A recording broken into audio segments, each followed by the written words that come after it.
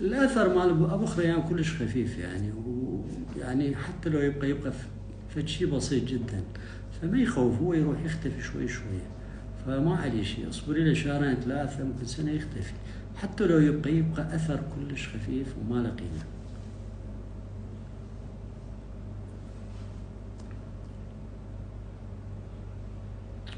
يعني ها شنو السبب؟ قحة قوية جافة وضيق تنفس بالليل وبالنهار تخف.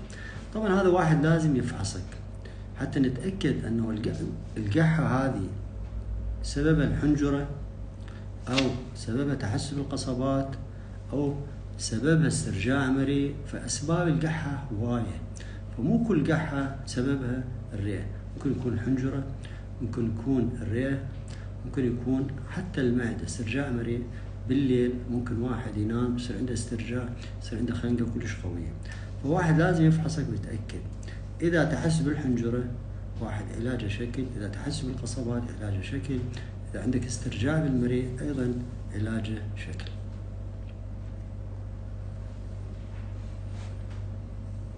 لا طبعا تحليل حساسية الغذاء موجودة أكثر شيء بالحارثية، فإحنا دائما ندز المرضى لتحليل حساسية الغذاء، موجود بالحارثية الصور.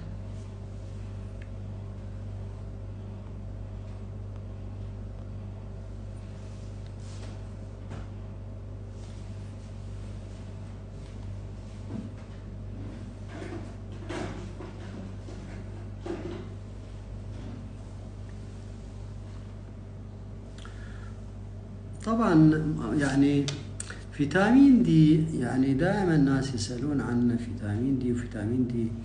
ففيتامين دي ممكن يسوي نحول إذا نقص عنده، يسوي نحول. طبعا بالأطفال يسمونه ركز أو يسموه، أما بالكبار يسوي لين عظام، تفتهمني؟ فنقص فيتامين دي ممكن يسوي نحول، ألم بالعضلات، المريض شوية تعبان.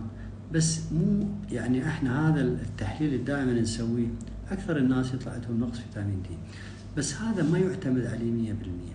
احنا اكو تحاليل اخرى المفروض نسويها ويا هذا تحليل فيتامين دي حتى نعرف فعلا المريض عنده نقص فيتامين دي او لا.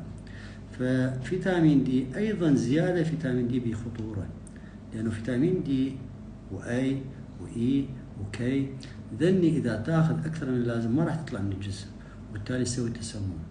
ففيتامين دي إذا عندك نقص ممكن يسبب نحول بسيط، ألم بالعضلات، ممكن يسوي لين بالعظام. فعلاجه سهل وممكن ننطيه، بس من ننطيه العلاج المفروض وراء يحلل يوصل لنسبة طبيعية، ياخذ جرعة نسميها يعني مينتنس أو حتى تحافظ على فيتامين دي. أما ياخذ فيتامين دي عمياوي فهذا كلش خطر، يسبب تسمم، تكلس، حصو بالكلى. واحد لا ياخذ فيتامين دي بكيفه. واللي يريد ياخذ فيتامين طبيعي هو كله 80% من الشمس، يتعرض للشمس يعني مرتين باليوم لمدة 10 إلى ربع ساعة، يتعرض الجسم ماله مثلا صدر والبطن أو الظهر مالته لمدة 10 إلى 15 دقيقة مرتين باليوم كلش كافي. هذا ما يحتاج لا فيتامين دي ولا كيف، لأنه كله يجي بالشمس. أما الأكل قليل به حوالي 20% فقط.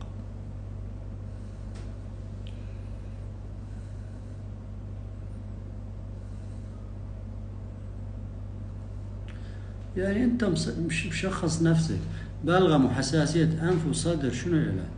يعني حساسية الأنف شكل وحساسية الصدر شكل، كل واحدة إلى علاجها شكل. إذا حساسية أنف علاجها شيء آخر، أما إذا حساسية صدر فإحنا نقيم الحالة إذا حادة متوسطة، وكل واحد إلى علاج حساسية الأنف ممكن بخاخات مال تحسس، لوراتيدين، ممكن نعطي إبرة كل 6 أشهر تنتهي المشكلة. أما إذا صدره لا ربو مثلا بالفحص يبين، يعني إذا عندنا ربو يبين، فمو كل قحة ربو، فأنت ما تقدر تحدد هل هو تحسس من الأنف أو عندك ربو، بالفحص راح يبين.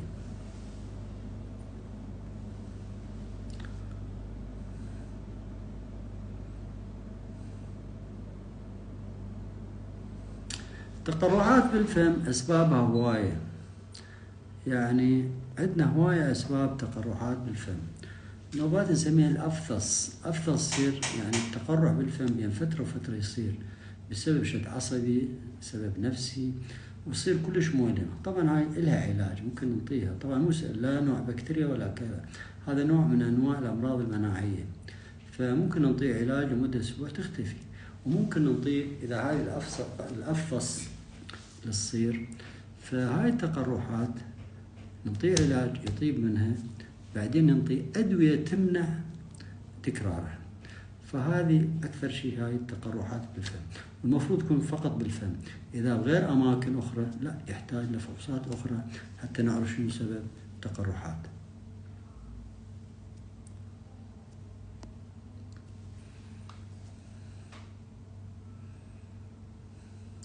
طبعا هاي ضربات الهاجرة بعمر 20 وكذا أكثرها سببها الشد العصبي، هاي واحد. سببها الكافيين هواي الموجود بالقهوة، بالشاي، المشروبات الغازية. فما تخوف هذه، لأن هاي ضربات هاجرة ما لها قيمة، إما من الأذين أو من البطين. فممكن نعطيه فد شيء بسيط مثلا انديرال أو كونكور يسيطر عليها. مهدئ نعطيه يقلل القهوة، يقلل الشاي، يقلل المشروبات الغازية. فما لها قيمة وما تخوف، بس واحد لازم يفحصه، يعني نفحص المريض حتى نتأكد أنه ما عنده فد شيء مهم. نسوي له تخطيط نتأكد أنه فعلا هاي ضربات هاجرة أو لا، تبين التخطيط هل هي من الأذين هل هي من البطين. وأما إذا فقط هاجرة يعني كونكور ممكن 2.5 ملغ باليوم، أو انديرال حسب حالة كل مريض. شد عصبي نعطيه مهدئ شوية، ويقلل هاي المشروبات الغازية، الشاي، القهوة.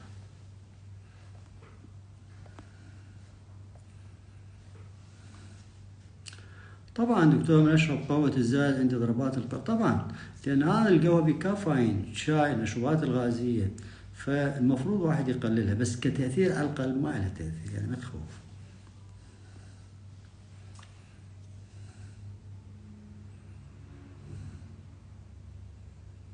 طبعا هذا جفاف العين، دكتور عنده جفاف بالعين.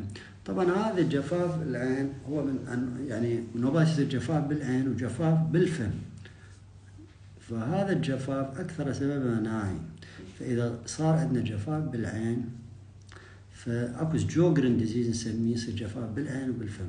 أما إذا بس بالعين فلازم تستعمل قطرة مرطبة دائما، لأنه الدمع إذا قل فعلا عندك قليل، فلازم تستعمل قطرة يعني مرطبة للعين حتى ما يصير تقرح بالقرنية.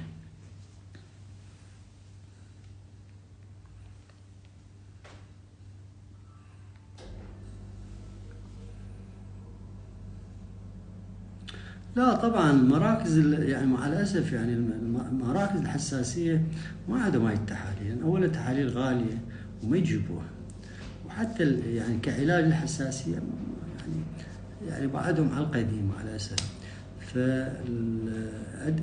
فالتحسس مع المواد الغذائية أو الأدوية هاي ما موجودة بالمراكز التحسس، كلها موجودة بالمختبرات الخاصة.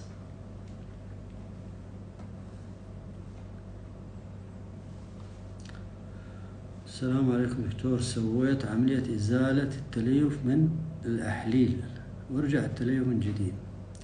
طبعا هذا لازم تراجع طبيب يعني اللي سوالك عملية حتى يشوف شنو سببه. ممكن تحتاج إلى عملية أخرى وتحتاج إلى يعني توسيع، فراجع طبيبك أفضل.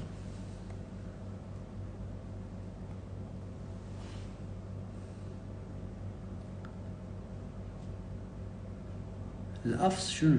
ممكن أعرف المصطلح المشابه لكلمة الأفص لو الفص؟ وده أفهم هاي الكلمة. سحر كام. ممكن أعرف المصطلح المشابه لكلمة الأفص بالإنجليزي. الأفص شنو تقصدي بها ما أعرف، بس لو تقوليها بالإنجليزي أعرف. طبعا شنو سبب حساسية الجلوتين، وهل هي وراثية أم لا؟ حساسية الجلوتين غير معروفة، وطبعا هي تكون من الولادة، يعني مو مرض مكتسب، يعني من الولادة هو عنده حساسية الجلوتين. والعلاج منها أنه ينمنع الجلوتين طول عمره. الجلوتين طبعا موجود بالحنطة، بالشعير، بالذرة، بالدخن، ينمنع عنه طول العمر. وهواية عندهم طبعا بالأطفال يصير عندهم يعني إسهال، عدم نمو، هذا موضوع. أما بالكبار ممكن يجون عندهم ما عنده لا إسهال ولا كل شيء، لكن شوف المريض ضعيف عنده فقر دم، فذولا دائما من نبحث عن سبب فقر الدم ما هي له سبب، عنده نقص حديد. شنو السبب؟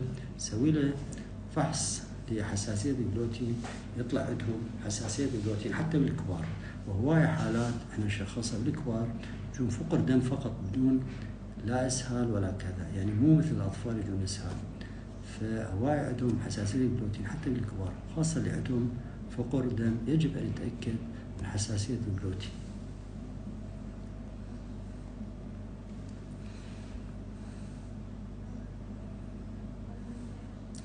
شرب المي، اكو هواي يشربون مي، طبعا ايش قد تشرب مي راح يصير عندك ادرار هواي، بس احنا كسكر احنا دائما اهم علامه به انه يشرب مي هوايه، دائما عطشان، بالليل عنده تبول هوايه، يعني يقعد من النوم هوايه يبول، واهم نقطه يصير عنده ضعف بالوزن، فاذا صار عنده ضعف بالوزن يبول هوايه بالليل، يشرب هوايه مي، هذا واحد لازم يتاكد من السكر. اما اذا ما عنده ضعف يشرب مي هوايه بالنهار يصير عنده ادرار هوايه ما عنده مشكله. اما اذا بالليل هو نايم يقعد 5 مرات 6 مرات يحب الحلا، وزنه دا ينزل، هذا لازم يتاكد من السكر.